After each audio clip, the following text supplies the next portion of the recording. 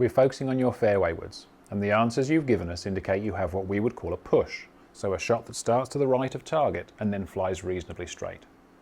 You've also told us that your preference would be to play with a draw, so still a shot that starts to the right, but then it curves to the left through the air back towards target.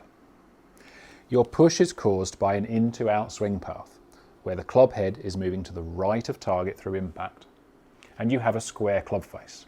So when the club face points in the same direction as the club head is travelling, you get a straight ball flight. For the draw, we still want the in to out swing path, but we need a closed face. So when the club face points to the left of the direction of the swing, the ball will curve to the left through the air. When we want to change our club face, it's useful to understand what the club face does throughout the swing. So if I hold the club up in front of me, a square club face would be one that's pointing horizontally to my left. Now in every golf swing, as we take the club from setup to the top of the swing, there is going to be quite a lot of opening. So the club in this case is rotating to my right, the toe is moving back behind the heel, and this is the opening of the face. So with every golf swing, there's a very important job for us from the top of the swing back down to impact, and that's to reverse the opening. So we need to rotate the club in the opposite direction to get the face back appropriately for the shot we want to hit. In your case, you're starting with a reasonably square face, you're opening it on the way back, and then you're returning it to square.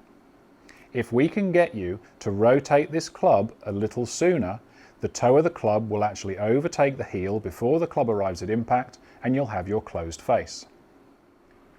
To get you to achieve the closed face, we're going to split the downswing into two sections.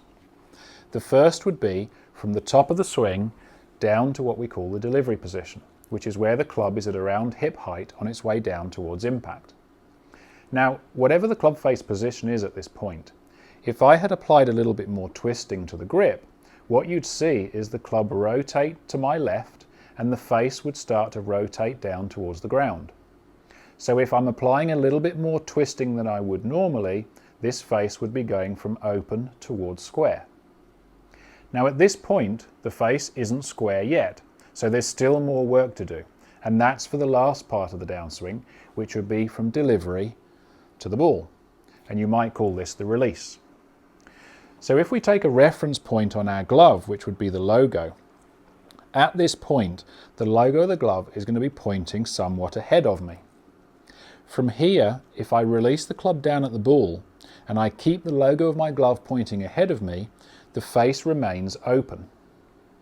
On the other hand, if I can get the logo of this glove to rotate towards the target, when I do that with a club, what you'll see is the club face will match this and it will rotate back towards the target.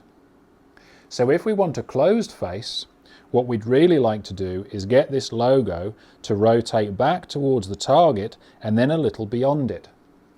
So the club face is going from open to square to closed. So again, if we go back here to our practice swing, up to the top, do the first part and a pause, and start to feel the rotation of the club or the twisting to the grip that will get the face to point more down towards the ground. From here, release the club, but stop it at the ball, and make sure you've had the toe of the club overtake the heel into impact. So if you can recognize these two moves, we'd like to now add some flow to the swing. So go to the top, keep your first pause, but now remove the second pause and just swing straight through to a full finish. And your main focus is this hand rotating, the logo of the glove is pointing towards the target and beyond it, and the toe of the club is overtaking the heel through impact.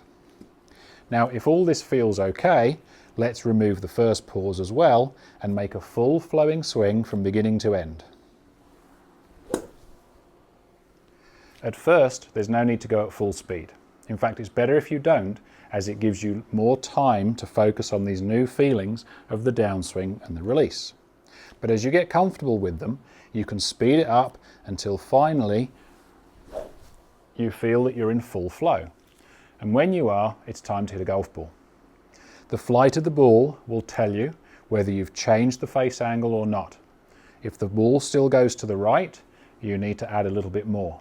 If the ball ends up going too far left, you've exaggerated the move and you need to ease back off it. But it's only hitting the shots that will tell us if you're getting it right or not.